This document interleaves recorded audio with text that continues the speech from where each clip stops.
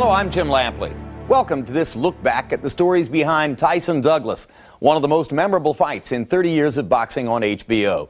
Mike Tyson made his first trip to Tokyo in March 1988 for a rapid destruction of former titleist Tony Tubbs. By the time of Tyson's next Pacific crossing 2 years later, his life had become an earthquake, an unrelenting series of seismic tabloid shocks, and the specter of the big one loomed closer than anyone on this bad planet could possibly have imagined. In February of 1990, 23-year-old Mike Tyson was about to enter the ring for the 38th time in his professional career. The fight was taking place in Tokyo, Japan, and his opponent, as usual, was paid little heed. This was just another demonstration of Tyson at the peak of his powers. The culmination of a career that began with a ferocious and memorable debut in the mid-1980s. Right hand by Tyson. Right to the head, and it's all over. Oh, wow. Well, a lot of Tyson's early opponents were terrified because of his record and his manner, and the way he just came roaring out of the corner and was throwing punches nonstop. He was being fed a lot of stiffs and just reeling off these one-round knockouts. He was doing it so spectacularly and so routinely that you could hardly help but get enthusiastic about this. They're always drawn to the big punch. The big punch is something out of the primordial ooze that we cannot deny. Now, I've seen Tyson hit guys and just remove them from the consciousness of the earth. In 1986, Tyson, at age 20, became the youngest heavyweight champion in history. And we have a new era in boxing. He wasn't just winning fights, and he wasn't just knocking out everybody. I mean, he was knocking them out of the first round, and it looked like this was his destiny. By the end of 1989, Tyson had muscled his way to the top of the heavyweight ranks, and the only legitimate challenger left was Evander Holyfield. Their meeting was much anticipated, but slow in the making. So Tyson signed up for a quick payday against an undistinguished opponent, James Buster Douglas from Columbus, Ohio. A tall fighter with a generous reach, 29-year-old Douglas had shown flashes of a potential which had thus far gone unfulfilled. In 1990, Buster Douglas was just another heavyweight out there who looked like a sitting duck for Mike Tyson. Buster Douglas was one of the great underachievers of his time. He always was sort of perceived as a guy who didn't really like to fight. You know, he had a lot of tremendous physical talent. The big debate was, is anybody going to go to Tokyo to cover the fight? The only important stage that Buster Douglas had ever been on before this fight was against Tony Tucker, a good fighter. And he was beating Tony Tucker until he ran out of gas. That was interpreted as this guy doesn't have heart, will, spirit, need, whatever it was. Only one betting parlor would put up odds on the fight, and that was probably just as a gag. They say it was 42-1, it was 1,000-1, or 1,000,000-1. No one gave us a prayer. If Tyson had the odds in his favor, the one thing Douglas could claim was a boxing pedigree, thanks to his father William Dynamite Douglas, who fought professionally from 1967 to 1980. Bill was an aggressive fighter. He'd throw body shots a lot like Mike Tyson, and he had a left-right combo that'd take your head off. He had a heavy bag in his basement. He would work all day at a hard job, go home, hit this heavy bag, and train himself. My father took me in the gym when I was 10. He was a center leader at the local gym here. I was on him about, wanting to come in and box. Bill coached James, and he was probably harder on James than any one of his boxers because he wanted James to have all the opportunities that he never got in the professional ranks. Bill was a nice man, but he was a no-nonsense guy. Buster sort of took after his mother, was just a sweet, kind, nice lady. A lot of times James would want to play basketball in the gym, and Mrs. Douglas would come and get him out the gym and get him back into the boxing room so that he can continue his training. She wanted her son to be even better than her husband. Buster Douglas. After Douglas turned pro in 1981, in spite of his inconsistencies, he did go farther than his father had as a boxer. And in signing to fight Tyson, Douglas would have a chance, however far-fetched, to win the world title. But just 23 days before the bout, everything changed when Buster's mother, Lula Pearl, died of a stroke at age 47. I called James and I said, let's cancel the fight. He said no. I was more determined. I told him, I said, I'm all right. And I think that even helped the intensity even more. He told me that she would want him to go on. He was very close to his mom. Before she had passed, she come to his house and she was real worried about him fighting Mike Tyson because she had heard what an animal he was. And he goes, no, I'm okay, I'm gonna beat him. She had went and told one of her girlfriends, oh, Buster's gonna beat Mike Tyson, you know? So that really gave him confidence too. She was having her battles, but yet she was still looking out for her baby. I mean, that's love, you know? Soon after his mother's death, Buster resumed training, keeping his grief private until one moment after a workout, a few days before the fight. He had his head down with a towel over his head. And I picked a towel up and he was just sobbing. Just broke down, and it was because of his mom, you know. That was the first time that I had saw that, and I thought, oh, he just told me he missed his mom.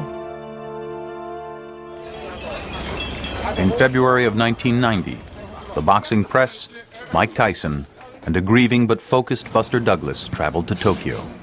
The story of his mother's death had been communicated to us, but we didn't know at that moment that it had somehow galvanized him. He was, for this one big occasion, going to be the fighter of his dreams. We covered that fight almost as an afterthought, and we got there late in the week, and Tyson was sort of off limits or jetting around, I don't know which. At that point, the only person available was Douglas, because who wanted to talk to Douglas? Fear was a lot of Tyson's weaponry in the past when he was at his greatness. The fighters came in almost frozen, almost the prey of a cobra. But Buster Douglas, by his mother just dying, he had no fear. What do I care? That just happened to be the perfect timing that he had to fight a dissipating Tyson whose mind is going everywhere, and a lot of it's following Robin Givens' retreating figure. While Tyson seemed indestructible going into the fight, his personal life had been full of turmoil. His brief marriage to actress Robin Givens ended in divorce in 1988, amid allegations that Tyson had beaten her and that he was manic-depressive. He was regarded as being in a morbid frame of mind because of his difficulties with Robin and the breakup of that relationship. And, you know, let's face it, Mike was known to be an unusual personality anyway. By late 1988, Tyson's behavior had become increasingly bizarre. Boxing champion Mike Tyson allegedly went on another emotional rampage. Tyson lost control of his BMW and Mike Tyson was found guilty yesterday of fondling. The champ's troubles continue to multiply. At the same time, Tyson was taking apart his old management team and bringing in the new, led by controversial promoter Don King. Gone were manager Bill Caton and longtime trainer Kevin Rooney. Replacing Rooney was Aaron Snowell, who soon found out that he had an uncooperative fighter on his hands. He no longer wanted me to run with him. He didn't want to be bothered. He said, if they come and get me to run, I'm leaving up out of here. And that was his attitude. In a workout in Tokyo, Mike was sparring with Greg Page, and he got hit and went down. He looked at me when he went down. I said, get up. And he got up and came over like this, and I wiped his gloves off, and I told him to go back in there. I had sat down one night, and I talked to Mike. I told him, you're not Superman, and the best that I know about this game, the things you've been doing and how you've been doing it, you're headed for a butt whooping.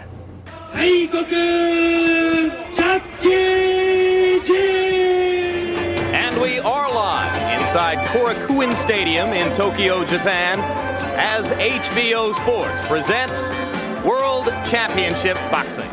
This was a fight that took place at about 9 o'clock in the morning in Japan so that it could be broadcast to New York. And it was the weirdest feeling I've ever had in a fight, because the people were totally, I wouldn't say unenthusiastic, but they were so polite. It was the dullest crowd I've ever seen. I've never seen anything like it.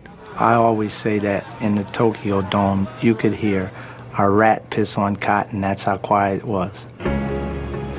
When I went over into the dressing room to check Tyson's gloves, he was walking like an animal in there, storming back and forth, looking at me like he wanted to kill me, you know. So Mike Tyson was ready to fight. And when I left the room, I told him, I said, you know, you're going to get your ass kicked. But I got out of there real quick when I told him that. When Douglas trotted into the ring, there was almost a sense of bemusement. We thought he was going to his doom, but he didn't. Mike Tyson rushing toward the ring, wanting to get it on and get it over with. When he got into the ring, I could see that he wasn't in top shape. And plus I had heard, someone said he wasn't really doing any training and he was, you know, having a good time over there, and you can have a good time in Japan. But Douglas was in good shape. I remember that. James Buster Douglas.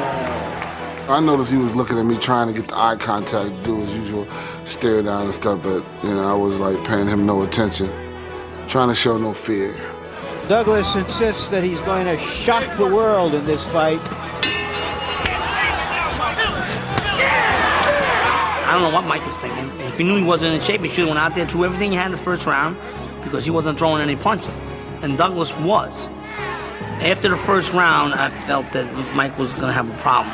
Very hard right hand by Douglas inside. The way Mike started out, you could see his timing and his rhythm wasn't there. I was sitting next to Don King, and Mike was getting beaten so badly. And after 3 or 4 rounds, I looked at Don King. I said, Don, is this really happening? And I said, what's going on? He said, I don't know, but I don't like it. You're too flat-footed in there. Right. Okay? Trust in what you know. Do it. Let it go. Incredibly, the self-proclaimed baddest man on the planet was struggling in the ring, and his problems were just beginning. By the end of the 4th round, swelling had developed over Tyson's left eye, and his corner was shockingly unprepared to help him. They had neglected to bring a standard piece of equipment called an end swell, an ice-cold steel press used to reduce the swelling around the eyes of a battered fighter. The disbelief didn't really set in until Mike's eye swelled and we began to watch what was going on in the corner. And suddenly it became clear they didn't have a cut man, they didn't have any equipment. Well, the rule of thumb for swelling is put a cold compress on it. I made a cold compress in a rubber glove from down on the floor. They were trying to put icy water into a latex glove to hold against his eye, which is like the little boy with his thumb in the dike. I did what I had to do for that time for a mistake somebody made that was on the team. And being that I'm the leader of the team, I take responsibility. But it wasn't his eye being swollen. It was him making a mistake and getting hit with the punch.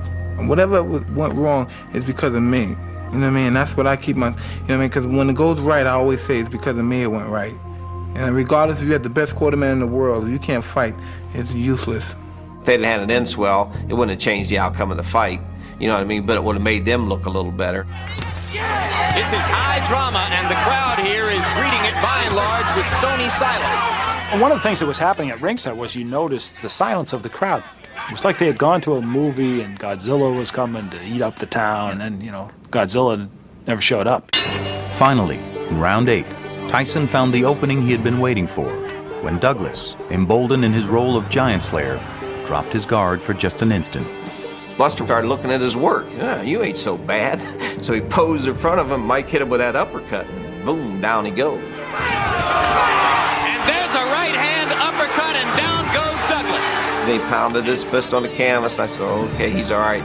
Checked my watch to see where we were at in the round. Knew the round was almost over. I said, okay, we're cool. Fortunately, I was just, you know, caught with a glancing blow to where it really didn't do an effect to me. It knocked me down. That was it. When Mike hit him and knocked him down, it was like my kid getting knocked down. And at that instant, I wanted to reach through the TV and help him up. And he got up, and he got up like a man. He got up and he shook it off. And the rest is history. Let's see what Mike can do to finish. And the bell ends to save Buster Douglas at the end of round 8. He had put so much into that shot and to pull it off that it was gone. Mike normally would just swarm all over a guy when he had him hurt, and he just didn't have it in him. And Mike has slowed down, maybe a tiny bit arm weary. He hits the guy with his best Sunday punch, and the guy gets up, He's like, oh, if that don't take, you know, and the desire out of you, nothing will. Douglas coming back with a left and right. Tyson is wobbling. Douglas wailing away. Tyson, who had absorbed tremendous punishment, was unable to summon the energy to capitalize on the knockdown. Douglas came back strongly in the 9th round and sensed that Tyson was a spent force in the 10th. The fight of Douglas's dreams was now the fight of his life. I started popping him with them jabs, seeing he wasn't moving as much as he was before. Then I pivoted, you know, where I got leverage and came up with it, you know, a real good uppercut. Bow. Oh, the uppercut! And I swear, if Mike Tyson's neck wasn't so big, it'd have ripped his head off. When he hit him, I actually went like that. I swear to God, I did. I went like that. I thought maybe he knocked his head off. He hit him so hard with that uppercut. And then he just come with combinations and just drilled him. He fell right in our corner. I said, you're done. Stay down, Mike. I said, oh, shit. That's what went through my mind. What an uppercut by Douglas, and down goes Tyson. And I'm thinking crazy. I'm saying they won't allow me to fight if I don't have the mouthpiece in my mouth. So I'm grabbing for the mouthpiece. It was over. I tried to get up, and I was hazy. I didn't know where I was at. It's over. It's over. Mike Tyson has been knocked out. At the end of the fight, he asked me what had happened. And I said, you got knocked out. He wasn't feeling too good. His eye was swollen shut. He wanted to break down and cry, but he held himself together. He took his butt whooping like a man. And new heavyweight champion of the world, James Buster Douglas. Let's go ahead and call it the biggest upset in the history of heavyweight championship fights. Buster beat him at his best. And that myth about him not being in shape, that's not true. Because if he wouldn't have been in shape, he'd have been out there in about the 2nd or 3rd round because Buster was humming him. He just got his butt handed to him, and that's the excuse that he tried to use. Why did it happen, James? Because I wanted it. Why? Why did you win this fight that nobody on the planet gave you? His mother. In what way? God bless her heart. People around him were saying, let's go, let's get out of here. You want to go, James? No, let him talk. But that was his moment, and he wanted to speak. And I remember myself very clearly saying, let's just follow him as he's dealing with these extraordinarily human emotions. I'm just feeling real good and finally able to exhale with all the things that have been going on that I had to keep inside. The main thing I wanted to do was express my joy for my father and my mom, but my father. And Dad, this one is for you. I love you. He's my hero. To take the baton, so to speak, and then just to fulfill a dream, not only for myself, but for him, was just the most rewarding thing in the world. But in boxing, nothing is ever as simple as it seems. While the world had witnessed a stunning upset victory, Don King would brazenly claim that the real winner was Tyson. I said, I told you, Don, I told you we were going to kick his butt. And he said, get away from me, I'm protesting. I said, protesting what? King claimed that when Tyson knocked Douglas down in the 8th round, the count went long and should have been ruled a knockout in favor of Tyson. Though tradition holds that the defeated champion keeps his belts, in the chaos following the fight, Russell snagged one of Tyson's belts, figuring that in the event of a protest, possession is 9/10 of the law. They were all looking for the belt. I gave it to Buster when we got back. I said that they could protest it, but they can't take the belt because we got the belt. And then it starts with the, accusations. Well, they might not let you be the champion. You might have to relinquish the belt and fight again for the belt. It's like, well, you might have won the fight, but you're not going to enjoy being champion. Word came that there was going to be a meeting back at the scene of the crime. You didn't know what was up, but you knew it wasn't going to be good for Buster Douglas. It was one of the most contentious press conferences I've ever seen. The door banged open and they walked to the side, and the image in my mind was, now you know what it feels like to be working at a 7-Eleven at 4 in the morning when they come in to rob you. And there's nothing that you can do. Here they come. Don King, perhaps because he wasn't in America, was behaving with amazing impunity and bravado. I mean, he just assumed that he could overturn this decision, this knockout, with no problem at all. And for a while, it looked like he would. Everybody's seen the facts, and the facts are irrefutable and incontrovertible. First knockout totally obliterated the second knockout. Claiming that Douglas had been knocked out. Well, Douglas hadn't been knocked out. The guy said 9, he got up. This is boxing baloney. This is not true. King went to the videotape, questioning the accuracy of referee Octavio Meyron's count. But according to boxing rules, the ref in the ring is the ultimate authority. And even if the count as executed by Meyron was slow, it was final. More important, Douglas was on his feet at 9 and ready to fight. Silenced by the public's vocal support for the new champ, King abandoned his quest to take back the title. When he came home, it was like nothing I'd ever seen before. The pride that the city had, there was so much excitement, and it was amazing how many people admitted they were on the bandwagon. We knew you were going to do it, Buster. And the news was just rocking with James Buster Douglas from Columbus, Ohio. He was like a king in this community because he represented someone getting to the top. We went to the parade and we went downtown City Hall and they had this big stage set up, and as far as you could see there were people. It was like hanging around with Michael Jackson, the Beatles, Elvis Presley. I always told him, I said, you're like Elvis Presley. Hanging around with you is like being with Elvis. Everybody wanted a piece of him, because he was the guy that beat the baddest man on the planet. I was embraced, That was cool, nice reception when I came back. But that was a lot of demands. I got to do the talk shows. That was all right, but I'd much rather have been just at home, just chilling. Later that year, an overweight and underprepared Douglas was quickly knocked out by Evander Holyfield, losing his title, but gaining a $24 million payday in the process. Douglas retired to Florida, where he grew to the dangerously unhealthy weight of nearly 400 pounds and almost died in a diabetic coma. Forced to get fit again just to stay alive, Douglas staged a comeback, winning 8 of his 9 bouts before retiring for good in 1999. I always wanted to do something in a good light to where it showed that I existed in this world. It all came together for me.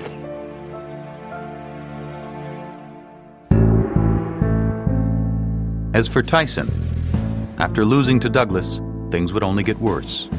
He fought just 4 more times before being sent to prison in March of 1992 for the rape of a beauty queen.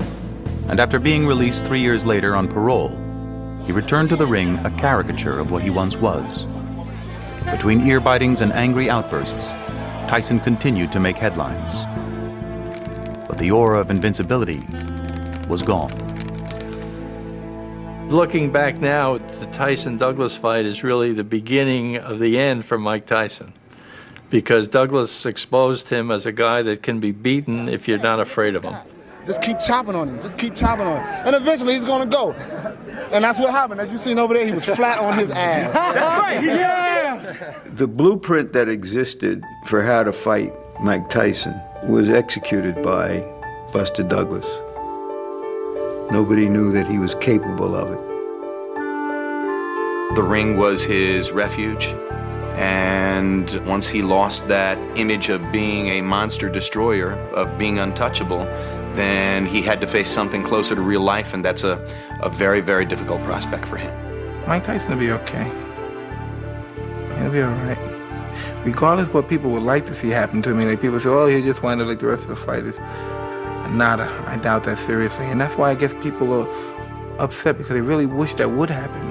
He was like one of those guys just there to flare briefly. And now that that's dimmed, I think it's going to be a long journey out. Douglas turned out to be just as badly programmed for success in 1990 as was Tyson. Evander Holyfield immediately knocked Douglas out, but another 6 years would pass before Tyson and Holyfield finally met. And by that time, Iron Mike had lived several more damaging lifetimes outside the ring. Through all the upheaval, Tyson remained the sport's most famous and infamous figure and its biggest box office draw. Thanks for watching The Tale of Tyson Douglas.